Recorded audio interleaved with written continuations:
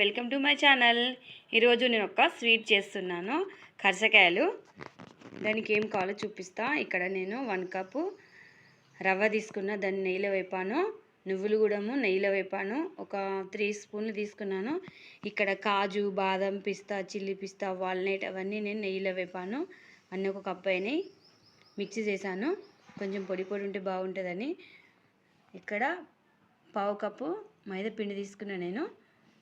ఇక్కడ చక్కెరని మిక్సీ చేశాను, ఒక 2 స్పూన్లే తీసుకున్నాను, బాగా షుగర్ వద్దని.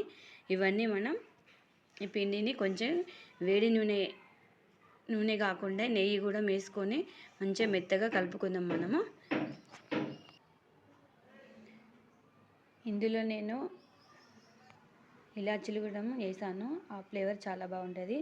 ఇలా పిండి అయితే నేను రెడీ చేసుకున్నాను. ఒక 10 మినిట్ పక్కన పెట్టుకుంటే మెత్తగా వస్తాయి. అవి మెత్తగా అయినాక చేద్దాం. ఇలా అన్నీ ఒక వాటిలో వేసుకొని కలుపుకున్నాను. ఇందులో నేను కొబ్బరి కూడా వేసాను, అది నేను చూపించలేను, సారీ అండి. ఇలా అంతా రెడీ అయిపోయింది, స్టఫింగ్ అయితే రెడీ అయిపోయింది. ఇప్పుడు మనం కర్సకాయలు ఎలా చేయాలో చూపిస్తాను. ఇలా పిండిని కొంచెము మెత్తగా చేసుకున్నాక చిన్న చిన్నగా బౌల్స్ లాగా చేసుకుందాం. అన్నీ ఒకే సైజులో ఉండాలి. ఇలా పిండి గట్టిగానే ఉండాలి, మెత్తగా ఉంటే ఆయిల్లో వేస్తే మొత్తం పగిలిపోతుంది.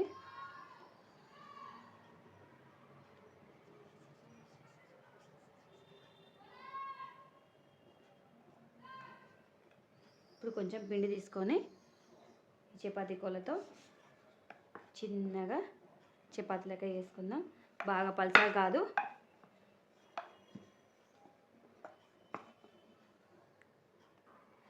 ఇలా చేసుకోవాలి. కొంచెం లావు, బీచ్లో కొంచెం లావు ఉండాలి, సైడ్లకు అన్నీ పతలా ఉండాలి.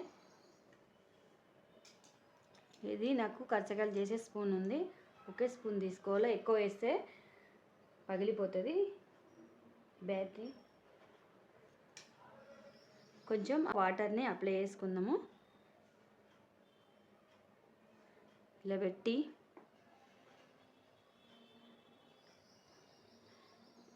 గట్టిగా వద్దొద్దు, అది పగిలిపోతుంది. ఈ స్పూన్తో ఇలా కట్ చేసుకుందాం.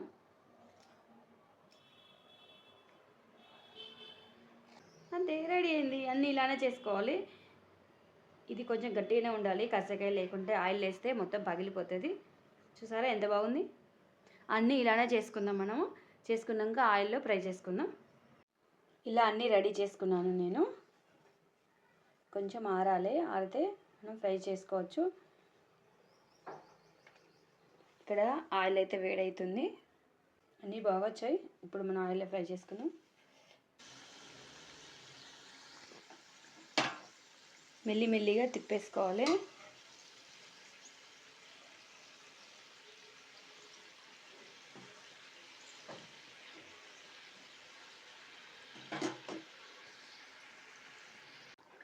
చూసారా ఎంత బాగా వచ్చాయి, చాలా బాగాయి. ఇప్పుడైతే ఇవి ఫ్రై అయ్యాయి, తీసేసుకుందాం.